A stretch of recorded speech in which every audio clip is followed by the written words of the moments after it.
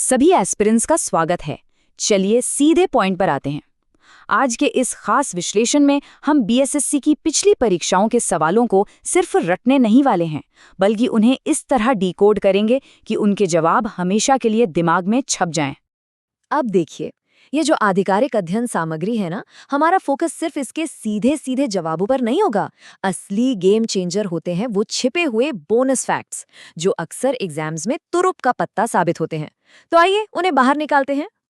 आज के इस पूरे सेशन को हमने 3 सटीक हिस्सों में बांटा है।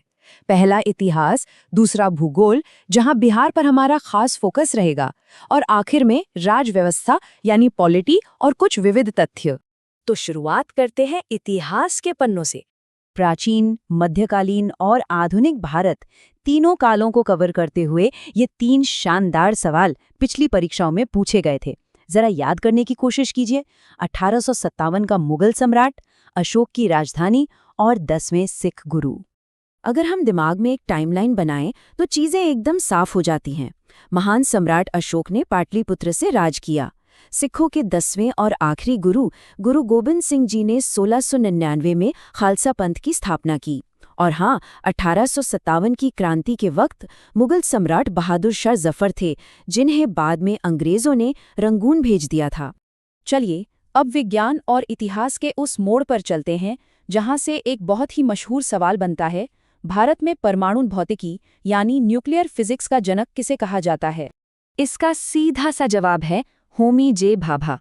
ये एक ऐसा नाम है जो भारत के परमाणु कार्यक्रम की नींव के साथ हमेशा हमेशा के लिए जुड़ा हुआ है। इसे एकदम कंठस्थ कर लीजिए। आगे बढ़ते हैं भूगोल और बिहार स्पेशल की तरफ।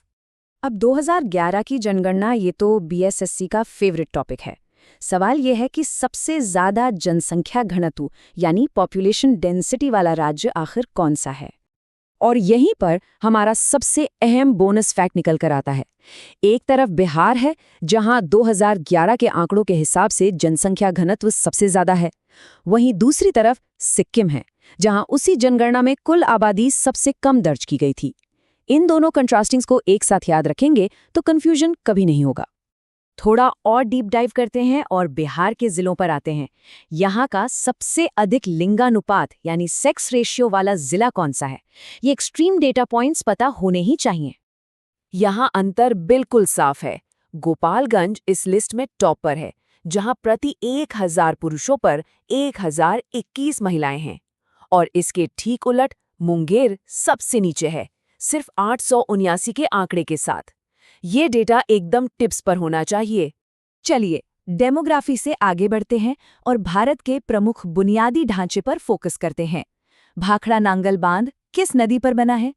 बिल्कुल सही, ये सतलुज नदी पर स्थित है। और अगर एग्जैक्ट लोकेशन की बात करें तो ये पंजाब और हिमाचल प्रदेश के एकदम बॉर्डर पे मौजूद है। अब इंटरनेशनल बॉर्डर्स की बात करते हैं, जो हमेशा से एक हाई यील्ड टॉपिक रहा है। भारत और चीन के बीच की सीमा रेखा क्या कहलाती है? डायरेक्ट जवाब तो मैकमोहन रेखा है, लेकिन असली खजाना इस जानकारी में छिपा है कि इसके साथ साथ हमें भारत पाकिस्तान के बीच की रेड क्लिफ रेखा और पाकिस्तान अफगानिस्तान के बीच की ड्यूरेंट रेखा का भी रिवीजन मिल जाता है। इसे कहते हैं एक तीर से 3 निशाने। चलिए अब अपने आखिरी सेगमेंट भारतीय राजव्यवस्था और विविध तथ्यों की ओर चलते हैं। अगर हम क्वेश्चन पेपर्स का पैटर्न देखें तो पॉलिटी में कुछ खास तारीखों और संवैधानिक संशोधनों का बोलबाला हमेशा रहता है। उदाहरण के लिए ये सवाल देखिए, भारत की अंतरिम सरकार का गठन कब हुआ था? ये आज़ादी से ठीक पहले के उस ट्रांजिशन पीरियड की बात कर रहा है। इसका गठन 2 सितंबर 1946 को हुआ था। जब तक एक नई चुनी हुई सरकार नहीं बन जाती, तब तक देश चलाने के लिए ब्रिटिश कैबिनेट मिशन के प्रस्तावों के आधार पर इस अंतरिम सरकार को बनाया गया था।